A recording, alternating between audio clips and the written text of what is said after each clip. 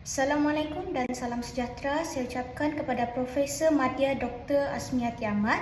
Nama saya Nur Atifah Soleha binti Narsani, memegang nombor matriks BA 22110282 dari Fakulti Sains Sosial dan Kemanusiaan, Program Sosiologi dan Antropologi Sosial. Dalam video ini, saya akan memberikan ulasan berkaitan dengan novel yang telah saya baca bagi memenuhi kursus penulisan kreatif. Tajuk novel yang telah saya baca bertajuk Semangat Puaka yang ditulis oleh Akmal, Jirnela dan Aziz yang diterbitkan oleh Karya Publika Sendirian Berhad dan diterbitkan pada Ogos 2022. Novel ini mengandungi 3 buah cerita pendek. Yang pertama ialah Kuda Kepang, Janji, yang kedua Wayang Kulit, Jogo, dan yang ketiga Dondang Sayang, Nyanyian Puaka. Pada hari ini saya akan memberi ulasan untuk cerita pendek yang ketiga iaitu Dondang Sayang, Nyanyian Puaka yang ditulis oleh Aziz. Tema bagi cerita pendek ini ialah kesungguhan seorang penyanyi Dondang Sayang untuk membalas dendam ke atas kematiannya. Sebagai contoh, Marina sanggup membiarkan cucunya, Alina, dirasuk oleh saka belaannya bagi membolehkan Alina membantu membalas dendam ke atas kematiannya. Marina menggunakan Alina yang dirasuk oleh sakanya untuk membunuh Mak Leha dan membalas dendam ke atas penduduk kampung yang memfitnahnya. Seterusnya ialah keistimewaan karya. Karya ini mempunyai 3 keistimewaan. Yang pertama ialah ia mempunyai teknik imbas kembali. Penceritaan dimulakan dengan imbasan kejadian pada zaman dahulu semasa hidupnya primadona Marina.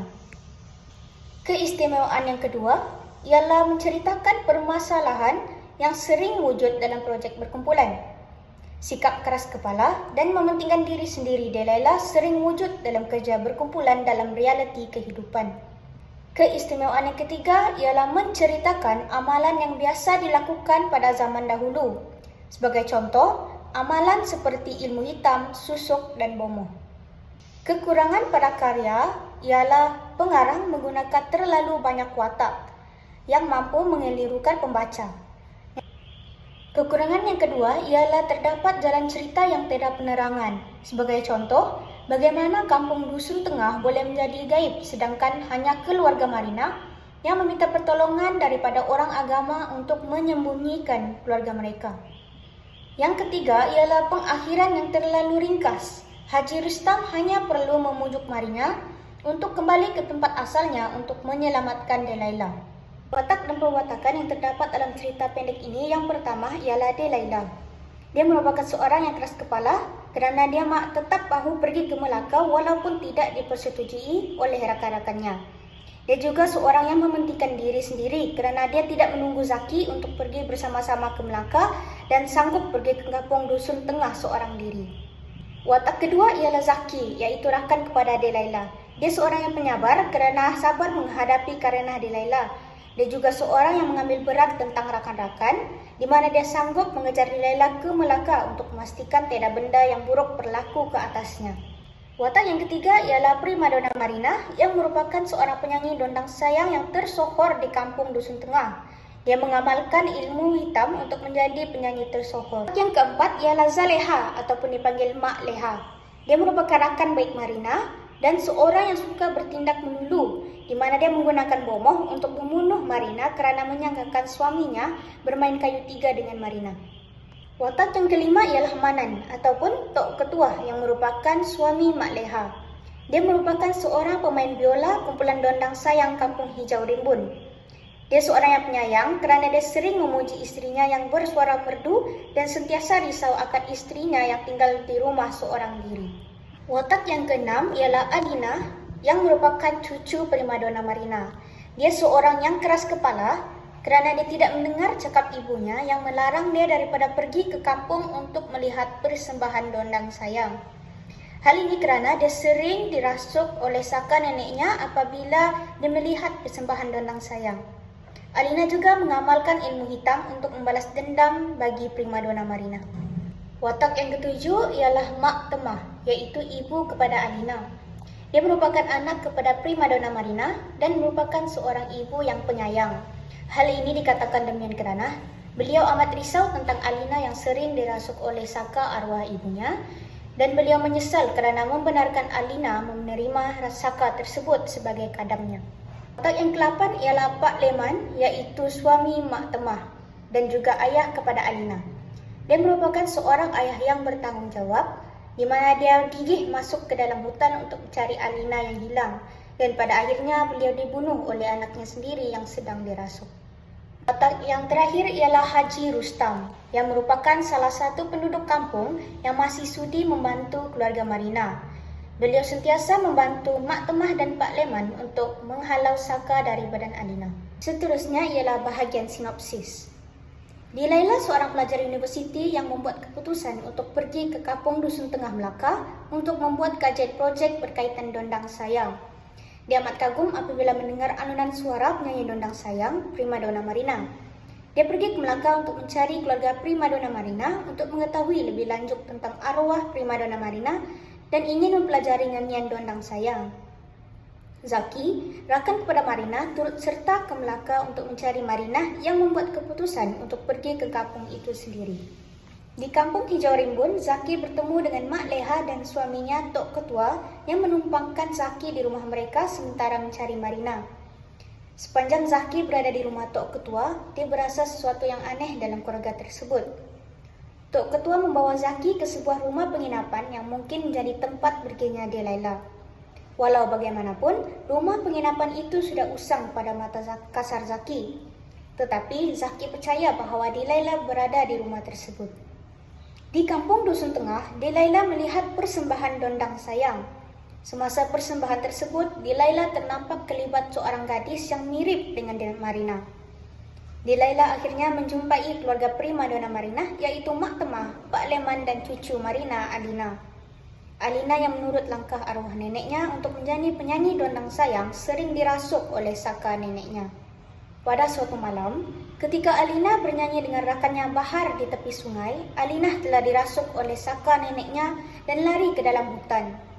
Bahar, Pak Leman dan Haji Rustam mencari Alina sementara Mak Temah ditemani Dilaila di rumah.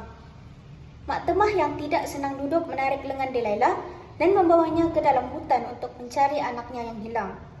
Setelah menjumpai anaknya, Mak Temah menerima berita yang meruntun jiwa tentang suaminya yang telah dibunuh oleh Alina semasa dia dirasuk. Seminggu telah berlalu, Dilaila membuat keputusan untuk kembali ke rumah penginapan tersebut. Pada malam itu, Mak Temah menjumpai sebuah buku yang penuh dengan mantra ilmu hitam. Haji Rustam menyatakan bahawa Alina telah menerima dan menjadi tuan kepada saka neneknya. Di rumah penginapan, Dilaila diganggu oleh Alina yang telah dirasuk. Alina ingin menjadikan Dilaila sebagai korban kepada sakanya yang membalas dendam kepada Mak Leha. Pada zaman dahulu, Mak Leha yang merupakan rakan baik Marina menyangka bahawa suaminya, Tok Ketua, bermain kayu tiga dengan Marina. Dengan perasaan dendam, Mak Leha meminta pertolongan Bomoh untuk menamatkan riwayat Marina.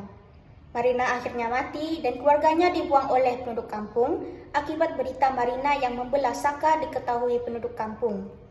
Disebabkan ini, Alina menggunakan saka neneknya untuk membalas dendam terhadap Mak Leha dan penduduk kampung. Zaki dan penduduk kampung Hijau Rimbun berada di luar rumah penginapan yang masih kelihatan musang. Tok Ketua menyatakan bahawa Dilaila telah masuk ke dalam alam gaib di mana terletaknya kampung Dusun Tengah. Hal ini demikian kerana keluarga Marina telah meminta pertolongan daripada orang yang tinggi agamanya untuk menjemunyikan keluarga mereka. Oleh itu, hanya Dilaila yang nampak rumah penginapan itu tersergam indah dengan mata halusnya. Tok Ketua membawa imam dari kampungnya untuk membantu Dilaila keluar dari alam gaib tersebut. Dilaila yang sedang diancam oleh Alina dijumpai oleh Mak Temah, Haji Rustam dan Bahar. Saka Marina akhirnya keluar dari badan Alina dan menunjukkan rupa dirinya yang sebenar. Zaki, Tok Ketua dan imam juga akhirnya dapat masuk ke rumah penginapan tersebut. Haji Rustam memujuk Marina untuk meninggalkan cucunya kerana Mak Leha sudah meninggal dunia dan seluruh kampung akan mengetahui cerita sebenar tentang keluarga Marina. Marina akhirnya akur dan meninggalkan dunia gaib tersebut. Imam dan Tok Ketua bersetuju untuk menutup pintu ke alam gaib tersebut dan membawa Dilaila pulang. Zaki dan Dilaila akhirnya pulang ke Kuala Lumpur dengan maklumat untuk menyiapkan kajian projek mereka. Di Kuala Lumpur, Dilaila dan Zaki menceritakan pengalaman mereka di Melaka kepada ahli kumpulan mereka, Rizal dan Mona.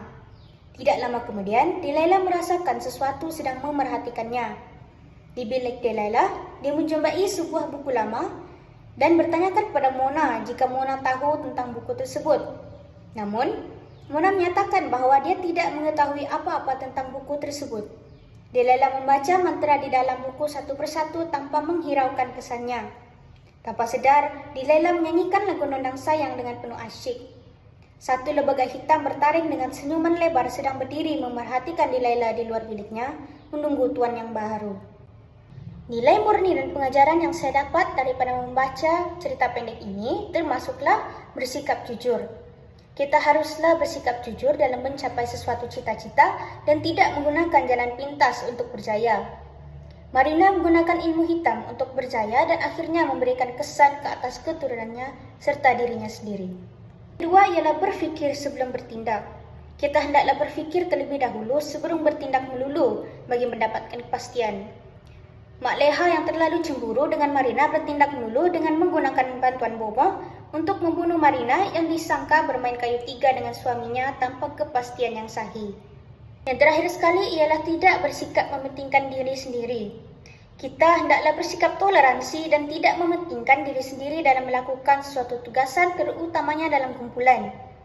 Dilaila yang terlalu mementingkan diri sendiri pergi ke Melaka tanpa mendengar nasihat rakan-rakannya, akhirnya terperangkap di alam gaib dan hampir menjadi korban. Itu sahaja daripada saya. Sekian, terima kasih.